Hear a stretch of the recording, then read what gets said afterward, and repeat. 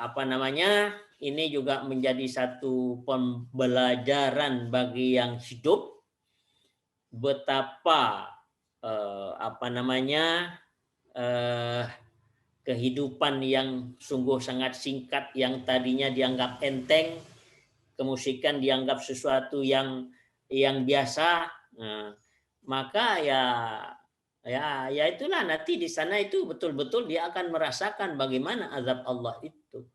Jadi artinya kita tidak boleh kita bermain-main dengan persoalan-persoalan kemusikan itu. Gitu.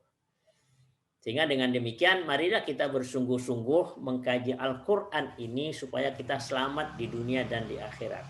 Jadi itu tazkirah, peringatan bagi yang hidup gitu. Jadi Allah itu sudah jelas. Jadi apa yang dirasakan itu firasat. Ya, bagi orang yang beriman kasih petunjuk sama Allah kan begitu, jelas gitu. Jadi apapun musibah yang turun itu dikasih tahu sama Allah.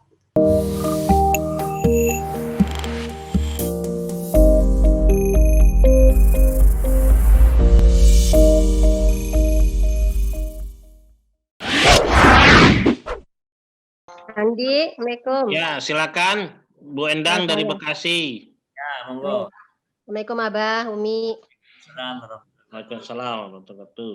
Ya, jadi ini ya, Bah. Tadi kan Pak Ali sempat bicara bahwa kolbu ya kolbu, jadi sifatnya abstrak gitu. Tapi kan sudah dijelaskan.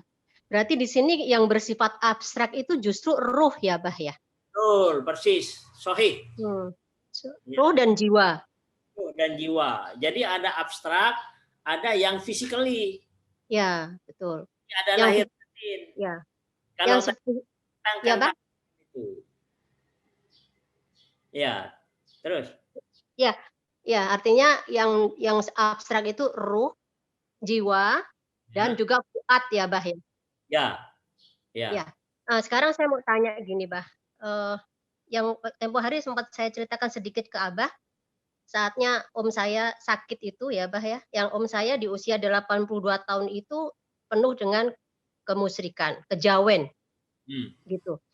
Nah, waktu itu saya ceritakan pengalaman ini bagi saya, yang ingin saya tanyakan apakah ini bentuk dari fuad atau bukan yang saya alami. Jadi gini, waktu itu saya rutin membaca Al-Quran kan, setelah atau sebelum sholat.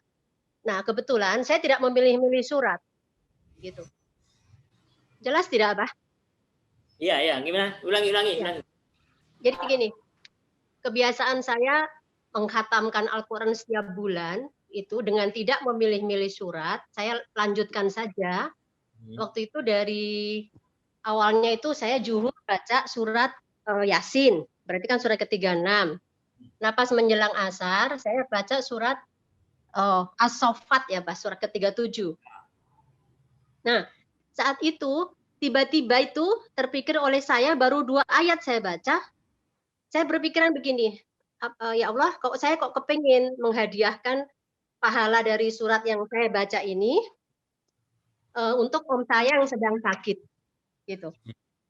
Untuk om saya yang sedang sakit, gitu ya, Pak. Tapi saya belum, waktu itu hanya terlintas seperti itu, saya berdoa, betul, saatnya saya baca dari ayat 1, di pertengahan itu tiba-tiba air mata saya itu tidak kebendung, saya menangis, yang kebayang itu kemusyrikan om saya, Bah, gitu loh. Jadi menangis itu bukan karena om saya mau meninggal, tapi kemusyrikan dia yang belum sempat dia bertobat, gitu. Ya. Nah, setelah itu selesai 182 ayat.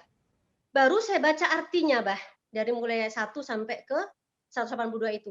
Ternyata artinya itu tentang kemusyrikan semuanya di situ di surat As-Saffat, Bah. Ya. Nah, yang ingin saya tanyakan, saya sudah meyakini banget bahwa om saya ini nggak lama gitu loh, Bah. Berarti kan apa saya berdosa nggak punya keyakinan seperti itu? Padahal anaknya masih berjuang untuk karena anaknya dokter, jadi dia masih berjuang bahwa bapaknya masih bisa sampai di ICU segala macam gitu.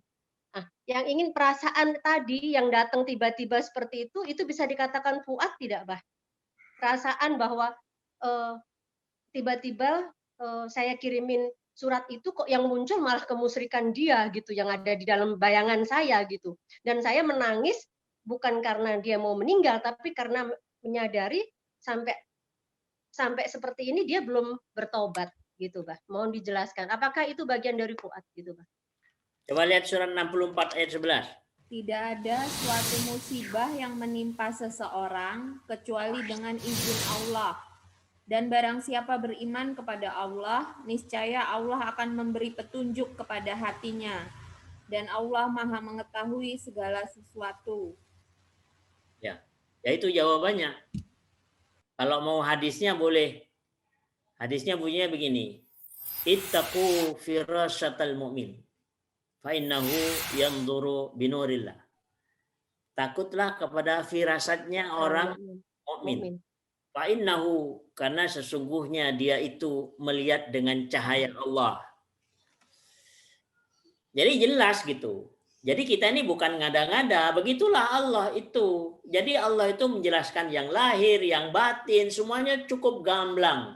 Jadi nggak ada yang oh ini pemahaman enggak. Kita tunjukkan ayatnya, kita tunjukkan hadisnya, kemudian kita rasakan, udah selesai. Jadi itu memang bukan. Jadi itulah yang dimakan dengan firasat itu. Jadi Allah memberikan firasat itu. Nah, kenapa itu kemusyrikan? Maka itu sekaligus itu memberikan satu pembelajaran kepada yang hidup. Nah, bahwa jangan main-main dengan masalah kemusyrikan itu. Nah, kalau sudah tahu jelas musyrik, ya, maka jawab buka surat 9 ayat 113. Tidak pantas bagi Nabi dan orang-orang yang beriman memohonkan ampunan kepada Allah bagi orang-orang musyrik, sekalipun orang-orang itu kaum kerabatnya, setelah jelas bagi mereka bahwa orang-orang musyrik itu penghuni neraka jahanam. Ya, jadi mendoakan saja nggak boleh. Ya. Maka itu terjadi kepada Fir'aun laknatullah. Jadi Fir'aun itu ketika tenggelam gitu, mau tenggelam, tapi nyawa sudah di kerongkongan. Maka Fir'aun mengatakan, aku beriman kepada Tuhannya Bani Israel, kepada Tuhannya Musa dan Harun. Nah, Fir'aun menyatakan seperti itu karena nyawanya sudah di kerongkongan, tidak diterima oleh Allah Subhanahu wa taala. Tapi kalau nyawa masih belum di kerongkongan, artinya masih normal, memohon ampunan, nah Allah itu Maha Pengampun gitu. Sehingga ini juga menjadi satu pembelajaran bagi yang hidup betapa kehidupan yang sungguh sangat singkat, yang tadinya dianggap enteng, kemusyrikan dianggap sesuatu yang biasa. Nah, maka ya itulah nanti di sana itu betul-betul dia akan merasakan bagaimana azab Allah itu. Jadi artinya kita tidak boleh kita bermain-main dengan persoalan-persoalan kemusyrikan itu. Sehingga dengan demikian marilah kita bersungguh-sungguh mengkaji Al-Quran ini supaya kita selamat di dunia dan di akhirat. Jadi itu tazkirah, peringatan bagi yang hidup gitu. Jadi Allah itu sudah jelas. Jadi apa yang dirasakan itu firasat. Ya, bagi orang yang beriman kasih petunjuk sama Allah kan gitu, jelas gitu. Jadi apapun musibah yang turun itu dikasih tahu sama Allah. Barangkali itu, wallah.